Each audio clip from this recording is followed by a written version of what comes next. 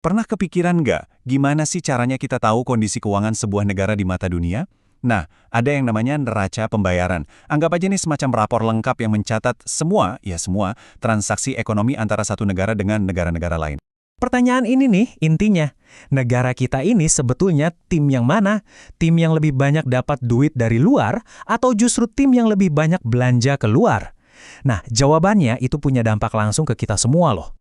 Oke, jadi ini dia peta perjalanan kita. Kita bakal mulai dari dasarnya dulu, terus kita bedah satu-satu isinya apa aja, kita cari tahu apa bedanya surplus dan defisit, dan yang paling penting, kenapa semua ini ngaruh banget ke kehidupan kita.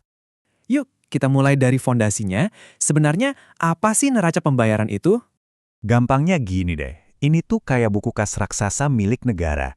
Setiap rupiah, dolar, atau yen yang masuk atau keluar dari Indonesia, mau itu dari kita beli barang impor, investor asing nanam modal di sini, atau bahkan TKI yang kirim uang ke keluarga, semuanya dicatat dengan rapi di sini. Dan ini bukan konsep lokal aja ya.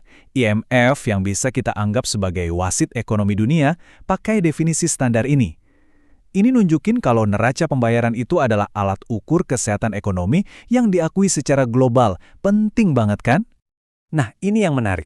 Cara nyatatnya itu pakai sistem entry ganda, mirip akuntansi dasar. Kalau ada uang masuk, misalnya dari ekspor, dicatatnya sebagai kredit. Sebaliknya, kalau uang keluar, misalnya buat impor, itu dicatat sebagai debit. Secara teori, total kredit dan debit ini harusnya selalu seimbang.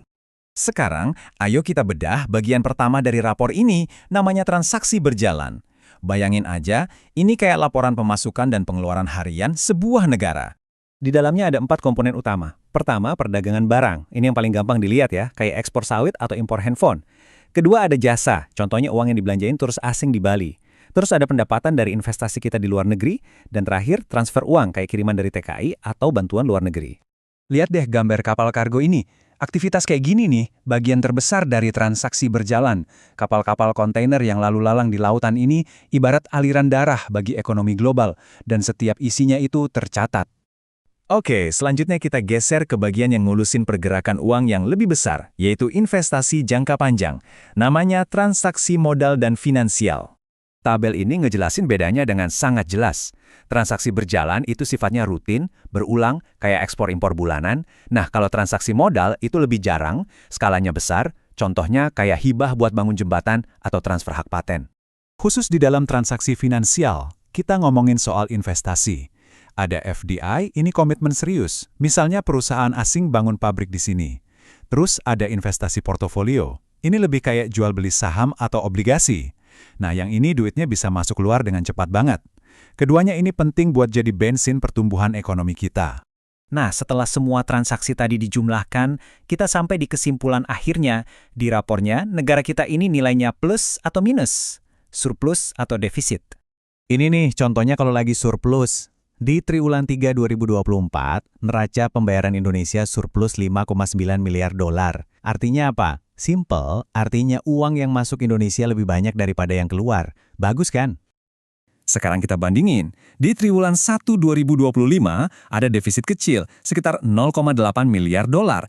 Ini berarti lebih banyak uang yang keluar dari Indonesia dibanding yang masuk. Tapi penting dicatat ya, surplus atau defisit itu hal yang wajar banget dalam siklus ekonomi. Biar lebih kebayang, lihat aja grafik ini. Kalau nilai ekspor kita 150 miliar, terus impor kita cuma 120 miliar, ya jelas kita untung 30 miliar. Jadilah surplus. Gampang kan? Terus apa sih yang bikin jadi surplus atau defisit? Surplus itu biasanya karena ekspor kita laku keras di pasar global atau harga komoditas lagi bagus. Nah, sebaliknya, defisit itu bisa terjadi justru pas ekonomi lagi ngebut. Kenapa? Karena kita butuh banyak impor mesin dan bahan baku. Jadi, defisit itu nggak selamanya pertanda buruk loh. Oke, sekarang bagian yang paling penting. Udah ngomongin angka-angka besar, statistik negara, terus apa hubungannya sama kita? Apa pengaruhnya ke isi dompet kita masing-masing?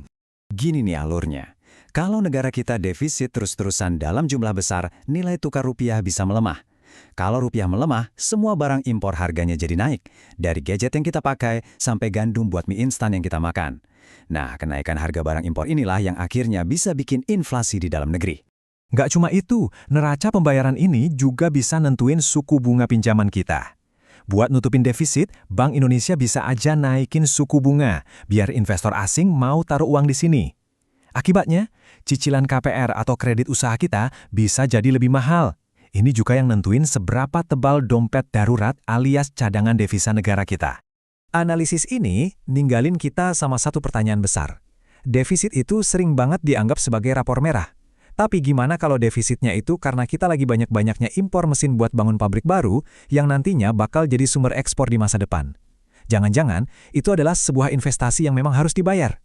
Nah, ini yang menarik buat kita renungkan.